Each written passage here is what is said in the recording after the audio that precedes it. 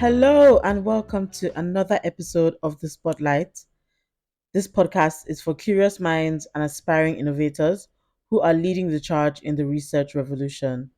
As usual, we dive deep to discuss inspiring, informative, and offbeat conversations on product research and strategy.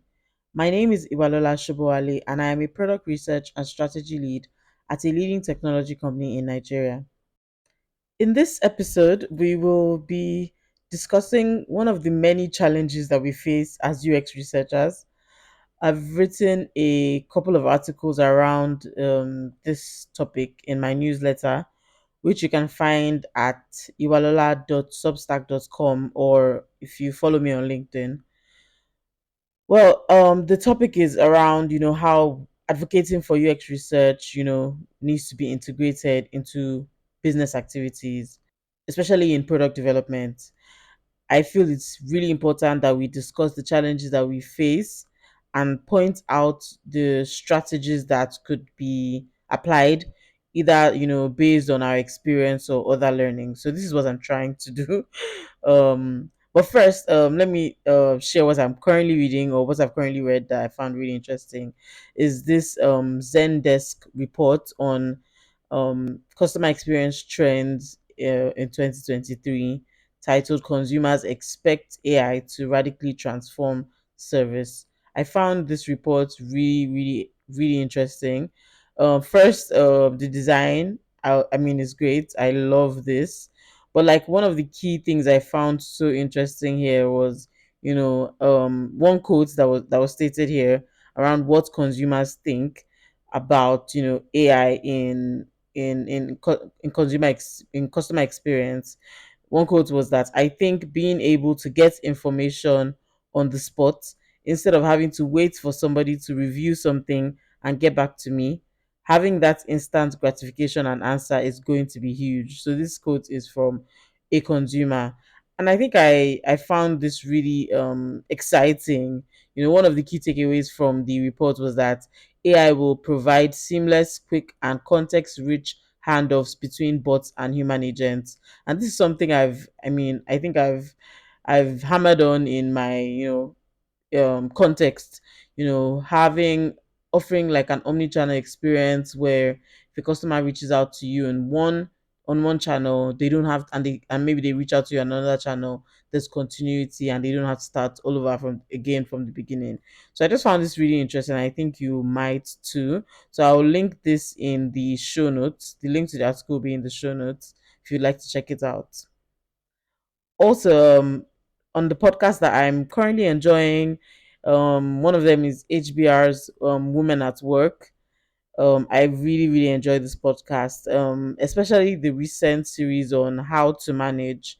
Um, I think they've covered topics on, conflict management, being taken seriously, as a woman at work, and even negotiating for your team. I found those three recent episodes really, really, really, really engaging and relatable. Yes, I find it really relatable, and I'd encourage anyone to listen, even if you're not a woman. So, moving on to today's topic, one of the challenges that we face as UX researchers that I'd like us to discuss is around delivering negative feedback to stakeholders. So, the goal of discussing this is to basically help us, go from that awkward feeling around things like this to feeling more empowered.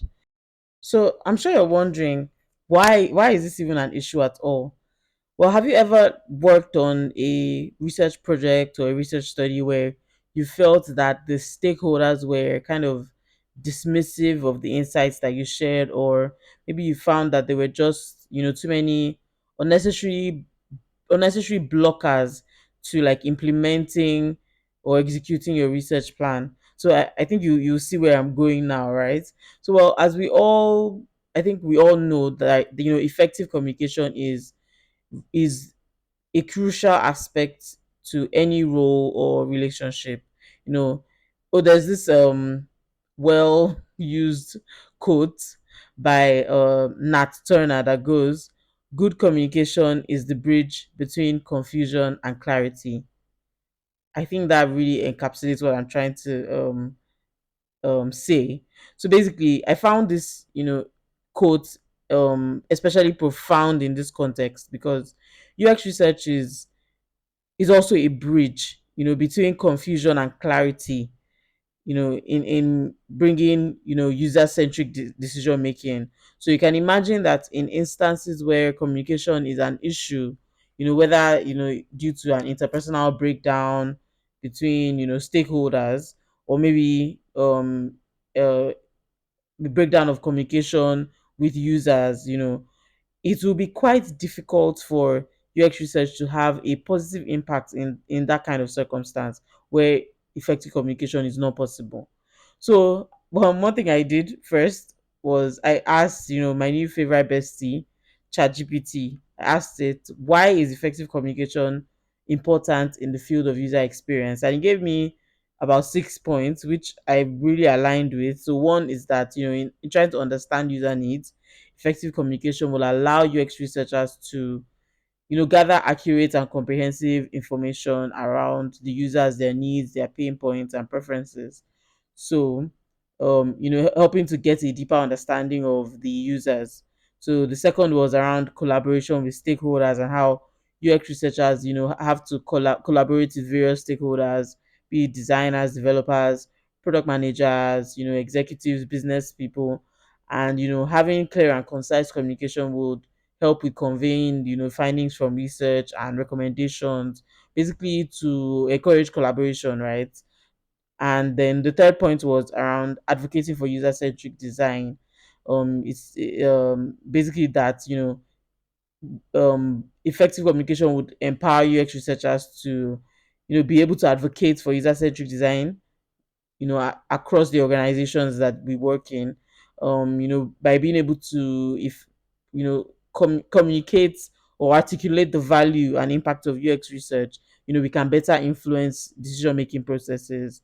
So the fourth point was also around presenting findings and recommendations. I think this is pretty clear cut, when we have to communicate insights, findings, recommendations, so that it's easily understood by people who are maybe for both technical and non-technical, right?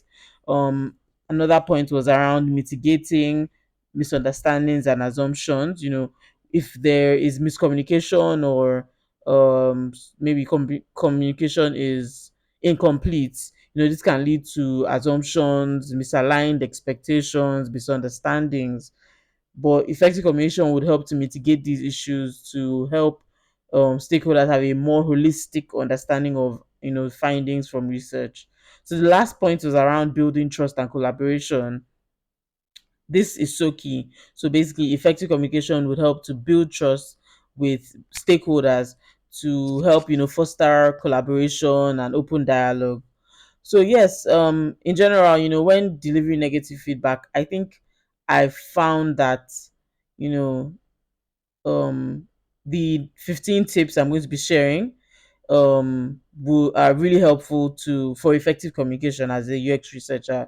So I'll be talking about, tips um that that I found useful maybe before, during the research study, or at the point of planning the research study, but before the insights are communicated or presented. So and then the next step of when actually communicating or presenting the insights, and then at the last phase of, after the insights have been presented, what are the things we could do to, get things moving. So I'll be sharing 15 tips.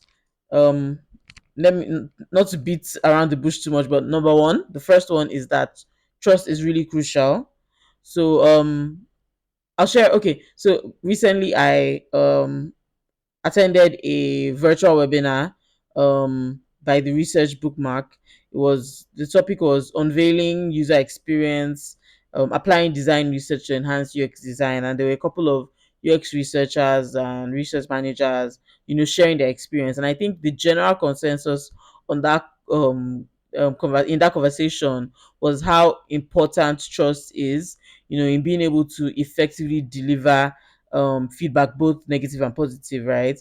I mean, if we think about it, for instance, in the context of yourself and your line manager, if you trust your line manager and they give you negative feedback about maybe your performance at work, because you already trust and respect them, you're more likely to actually take this feedback in stride. I think that same principle applies here. If you don't trust someone, you're not likely to take their feedback or their insights. So the second point is, aside from building, interpersonal relationships, things around that. One thing I've tried to do is to be more intentional, you know, about like open and transparent communication. So from the start, or even before the research study starts, I make sure that I keep stakeholders involved. I update them at every point that they need to be, informed.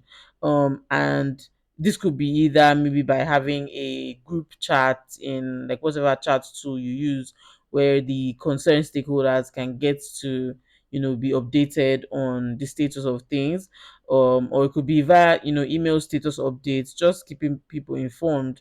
So even for actually in a previous workplace, we had weekly stand-ups at the start, like on the Monday and Friday, basically at the start and end of the week.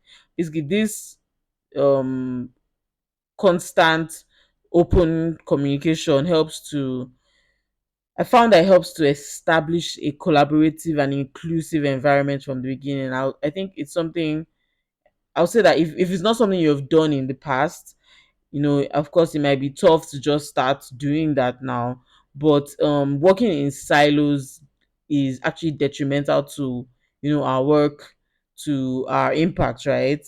I would say if this is something you've not done in the past, yes, it might be a tough sell, but I would encourage you to, like try to get this going. Encourage, stakeholders to share their concerns or expectations more openly from the start. And also be sure one thing I'm very sure to do is to be sure to be ready for and be receptive to feedback. This is actually really important. You have to make yourself open to get feedback, both negative and positive, and not be reactive, to that feedback. The next point is concerning the report that you're creating. It's the report itself. One thing I try to do is make sure that the report is clear and easily digestible. For every visualization, graph, image, figure that is shown, one thing I try to do is to include maybe a summary or a takeaway. Um, I found that drafting reports is quite tough. One thing I've done, or one thing I do, is I try to make my reports as self-explanatory as possible, so that even when I'm not, presenting or in the room, it's easy to understand. I know, yes, I actually do fall into the having slides that are quite wordy, but I try to, capture the key insights on maybe on one slide. So maybe a quote or a percentage or a graph or something in one side and a key takeaway, and then give further explanation in subsequent slides. So I also will be sharing a report template um in a YouTube video coming soon. So yes, another thing I'll say when creating your report is start with the good news. Start with the good news. Yes, typically the aim of a research study might be to, identify issues, with a product or a flow or a feature or something like that. Things that might be affecting certain metrics. But I typically try to start with the good news first. I try to make sure that I collect both positive and negative feedback, from the tests or the users, to share with stakeholders first.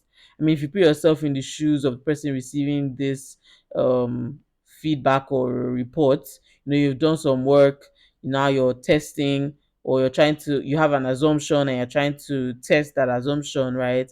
If someone just comes straight out of the gun and says, this won't work, without, probably saying, okay, yes, I see where you're coming from, I understand your thought process, and it seems, yes, there's value in this, but this is what we are hearing, this is what we are seeing. So yes, aside from that, rather than just highlighting the issues, um or highlighting the issues as problems, I try to couch negative feedback as an opportunity for improvement. So of course, I know sometimes as UX researchers, we come off as, negative Nancy's, that person who's always just pointing out all the negative aspects of, an idea or a suggestion or, or a design, but I think one thing I've tried to do is not just be that no person, not be that no man, but to actually prefer like meaningful solutions. So even when saying, we don't think this will work because of so and so reason, but we think this might be another or a better way to go about it. Yeah. Also, I try to make use of tools and frameworks, for capturing information like this. For instance, for usability tests, a tool like Maze does a really great job of, presenting the insights in a factual way, and it gives evidence to support the insights that are learned. Um, if I conducted maybe a competitive analysis or secondary research or something along that line, I might use like a SWOT analysis framework to communicate these findings effectively. I think this is something that I found that's really, really, really helpful. So yeah, moving on to during the report presentation or the presentation of the insights. um One thing I try to do is to provide context at the start to help manage expectations. So I would state, for instance, what were the limitations we encountered when, trying to execute the research, if that might be around, the processes or maybe the users that we were able to speak to. So if there were maybe issues with executing the study. Another thing I make sure to do is to try to address concerns as they come up. So I know, as researchers, we've probably already put in so much work. We have already done so much work, right? And then it seems like someone comes up with, some resistance or, questions off the bat. So I feel if stakeholders are expressing some resistance or defensiveness, I found that it's best to just address their concerns directly and honestly. A lot of the time, it might just be a case of providing evidence. So, for instance, if they're asking, oh, maybe you conducted a survey and they're asking, things like, how many people did you like survey? From the beginning, off the bat, I will make sure to share that information. If there were any issues around it, I would share that. So it helps to manage expectations as well. And I think basically just having evidence is crucial. Speaking on evidence, sharing like voice recordings, maybe from user interviews. This is really, really key. If it's especially to to in line with the insights you're sharing. If there are pictures from the field studies that you conducted, it would be great to also include those. Any screen recordings, maybe from unmoderated usability tests, include the screen recordings. Yes, and then I try to make sure that you know the details, the evidence shared, captures the insights that we are making, the recommendations we're making. So another thing is that I try to make sure that all the stakeholders and decision makers are in the room. So this is something my line manager has really drummed into me. So of course, this would help to ensure transparency and alignment among the individuals involved, especially in terms of implementing the insights that or the recommendations that are made. It ensures for accountability. Also, like by having everyone present, you are able to create an opportunity for collective understanding, open dialogue, and able to address concerns or questions in real time. It prevents miscommunication or maybe knowledge gaps, that may arise when if you're sharing an information now and then somebody, that person you're sharing the information to, has to go and share to the next person, there will definitely be some gaps. So ultimately, ensuring that all the relevant stakeholders are in the room at the time of the presentation will help to foster a an environment of collaboration where decisions, are made collectively, and leading to better, faster, more rounded outcomes, right? So yes, another thing is, yes, in sharing insights, I try to provide recommendations. Aside, like I think I've mentioned this already, aside from just being the person who points out the issues, when or pointing out the opportunities, it speaks well to also provide recommendations. Of course, as researchers, we have one perspective, right? That's the user's perspective. We're advocating for the users, so we might not have the full perspective of every, maybe the product, from the product manager's perspective to the business perspective to the technology perspective. So it's, aside from providing recommendations, also important to give room for discussions and brainstorming, basically um allowing the stakeholders to workshop some solutions based on all the facts and insights presented. So, for recommendations, I would say be clear in your analysis and your thought process. I think oftentimes, the way that a proposal or a recommendation is couched is usually a key determinant of how it is received. So, I also try to be really deliberate about understanding the point of views and concerns of the stakeholders in the room. If we don't understand their perspectives, how can we possibly get them to be aligned with, the user's point of view as well? So, I mean, even if I don't necessarily agree with, their perspectives all the time, it's best to also still listen, to their perspective while also sharing the user's perspective. So finally, a final note, when at the point of the presentation, is I tried to take notes of the feedback from stakeholders, the discussions that we had during the presentation.